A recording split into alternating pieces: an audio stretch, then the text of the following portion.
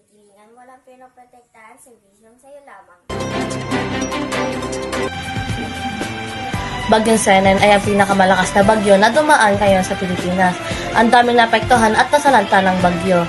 Nagluluksa ang lahat dahil wala na silang titirahan, tinangay na ang kanilang bubong dahil sa lakas ng hangin ng bagyo.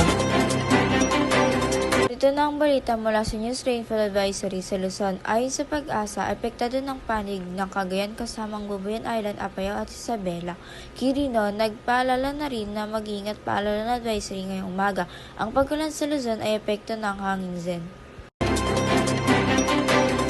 Sa January 20, 2024, baka patuloy na maglandfall sa Eastern Visayas at posibleng lalo patong lumakas sa susunod na araw.